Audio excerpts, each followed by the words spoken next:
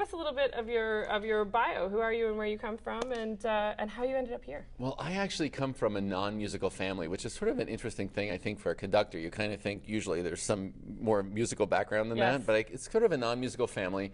My dad played a little guitar, but nothing super serious. But in elementary school, the music teacher came around and she said, "Hey, do you want to play an instrument?" And I said, "Yeah, I guess." And she goes, "Well, what do you want to play?" And I said, "Well, I don't know." And she says, "Well, let me see your hands." So she looked at my hands. She said, "These are the hands of a great cellist." Now, what I didn't know at the time is all she really meant was my hands were big enough to hold the cello, so I wasn't playing violin, but it didn't matter. So when we started the first lesson, she taught us how to make a sound, and I took the instrument home, and for 4 hours I just experimented, made sounds. And when I was done, I walked downstairs and I said to my parents, "I'm going to be a musician for the rest of my life. That's what it's going to be." And they're like, "That's cute." Right.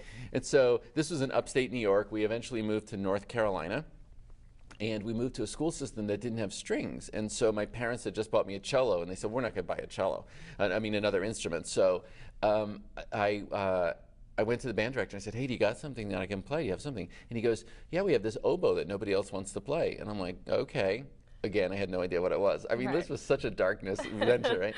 So I started playing it. It was very difficult at first, but eventually I got better and better. And I said to my parents when I was in high school, I said, "I'm going to go to school to study music."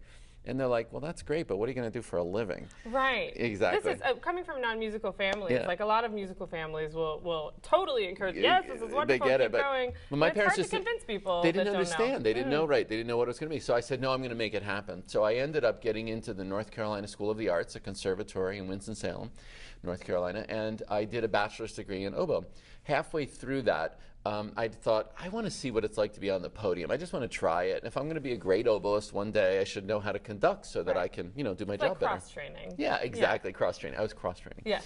And so I took the conducting class, and the first day I stood up in front of the orchestra, and I, ta-da, tee-da-dum, and I thought, this is who I am. This is what I want to do. Amazing. And it just hit me like it. And I was telling some students the other day, and this is so true, I feel kind of like an onion, because like in the center, I knew I was a conductor, but on the outside I had all these layers, and I had no idea how to get rid of them to find that person inside, but I was finding him. And so then I started to look and ask people, like, how do you become a conductor? And so, you find out sort of the path, and one of the paths is you do a master's degree in conducting. So I have a bachelor's degree in oboe and a master's in conducting. Once I finished with school, I had no hope of getting a job, because in order to get a job conducting a professional orchestra, you have to have experience. In order to get experience, you have to have a job. Right. Problem. It's every industry. This is a problem for everyone. Exactly. Yes. So I thought, well, if nobody's going to hire me, I'll just start my own orchestra. I mean, how hard can it be? Right. And I find like there's all kinds of art students who come out of school and go, well, I'll just make my own. Exactly. And if you don't, and the thing is, if you have no idea how hard it is, then the answer to that question is, okay, I'll just do it. Right.